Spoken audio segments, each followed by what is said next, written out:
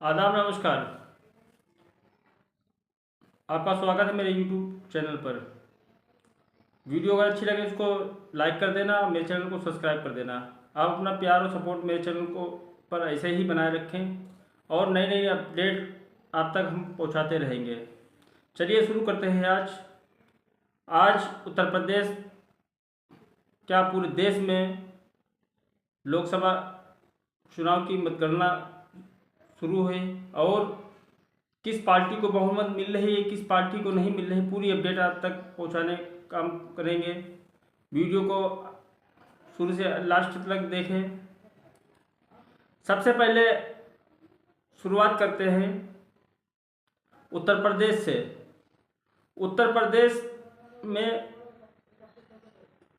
प्रधानमंत्री नरेंद्र मोदी और उत्तर प्रदेश के मुख्यमंत्री योगी आदित्यनाथ और बीजेपी के बड़े लीडर जिस इंडिया गठबंधन के ऊपर टिप्पणी करते थे और अखिलेश यादव और राहुल गांधी के ऊपर टिप्पणी करते थे कि ये गठबंधन उत्तर प्रदेश में कुछ नहीं कर पाएगा, उसी गठबंधन ने भारतीय जनता पार्टी और उनके गठबंधन के सहयोगियों की हवा निकाल दी है।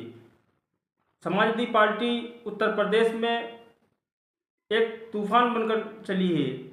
सुबह से मतगणना जैसे ही स्टार्ट हुई, रुझानों में समाजवादी पार्टी ने एक ऊंचाई, जमीन से लेकर आसमान तक एक जो ऊंचाई पकड़ी है, अभी तक वो चली रही है। एक सुनामी चलने लगी, गठबंधन की सुनामी।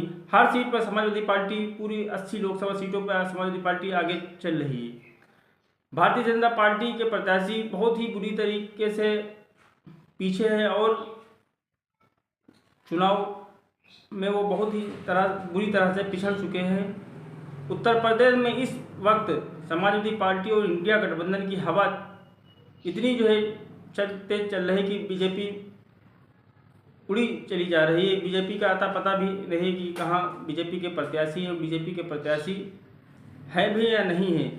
कुछ सीटों पर तो समाजवादी पार्टी लाखों वोटों से आगे चल रही है, जिसमें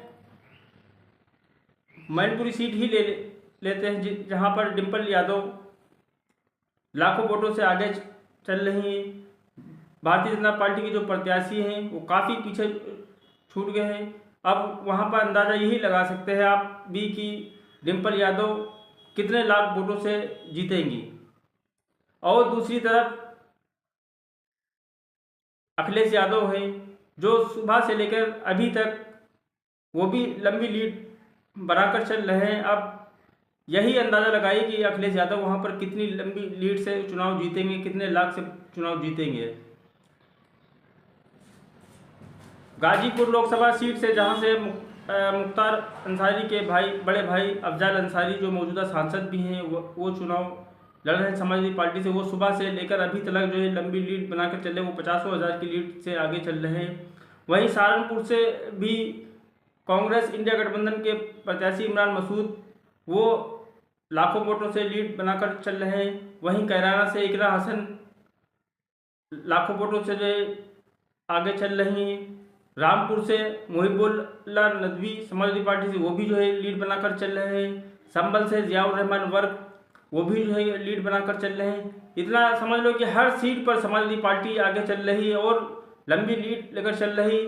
उत्तर प्रदेश में इस बार 400 पार का जो नारा था उसकी हवा बुरी तरह से जनता ने निकाल दी है और भारतीय जनता पार्टी को बुरी तरह से जनता ने उत्तर प्रदेश में नकार दिया है। उत्तर प्रदेश में सबसे बड़ी पार्टी बनकर समाजवादी पार्टी उभरी है, जो अभी तक 33 सीटों पर आगे चल रही है और जैसे जैसे समय बढ़ता जाएगा वैसे वैसे लीड पकड़ते जाएंगे। अब फाइनल नतीजे क्या होते हैं ये जब फाइनल होने के बाद ही पता चलेगा कि समाजवादी पार्टी 33 सीटों पर जीत दर्ज करी है या उससे ऊपर बढ़ेगी।